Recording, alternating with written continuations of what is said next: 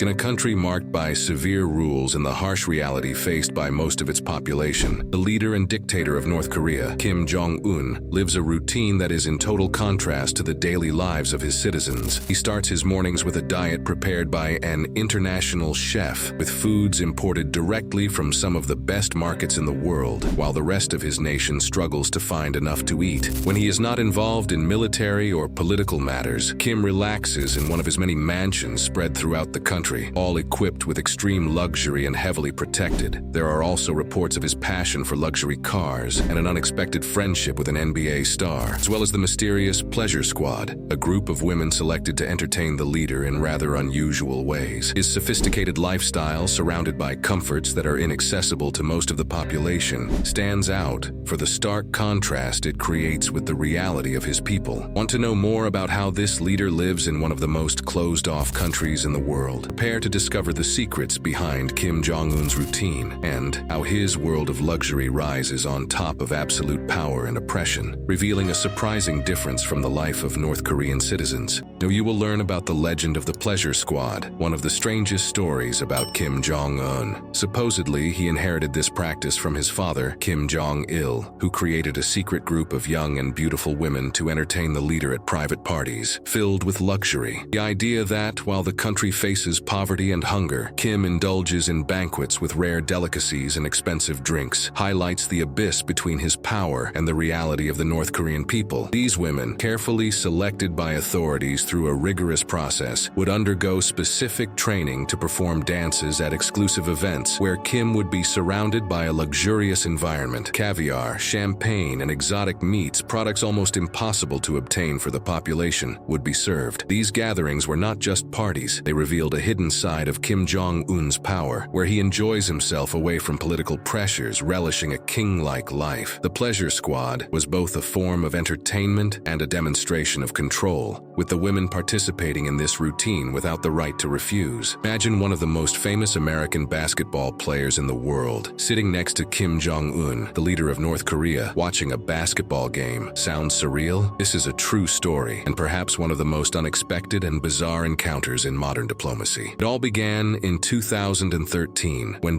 Rodman was invited to visit North Korea as part of a sporting event. What no one expected was that he would become a personal friend of one of the world's most enigmatic leaders. Kim Jong-un, a huge fan of basketball, grew up admiring the Chicago Bulls of the 1990s, and Rodman, with his extravagant and unmistakable style, was one of his favorite stars. As soon as they met, the connection was immediate, and what began as a simple basketball game evolved into an unusual friendship. Kim, known for his rigid and controlled behavior, revealed a different side when, with Rodman, they laughed, talked about the sport, and the NBA star even described the North Korean leader as a friend for life. But the surprises don't end there. During one of the visits, Rodman was invited to an exclusive party organized by Kim. The event was fit for royalty, tables filled with fine food, expensive wines, and an atmosphere of pure luxury. Rodman was impressed by Kim Jong-un's hospitality, describing the encounter as something out of a movie. "He's just a normal guy," Rodman said in interviews, breaking with the strict image the world has of Kim. This connection between Rodman and Kim Jong-un generated a lot of criticism and questions. How could a former American basketball star develop such a close relationship with one of the world's most reclusive and feared leaders? For Rodman, the answer was simple. He's my friend, and basketball was the link that connected them. Now you're going to be shocked by these stories about the extreme punishments imposed by Kim Jong-un, which draw attention due to their unexpected and often surprising nature. One of the most famous cases involves Kim's own uncle, Jang,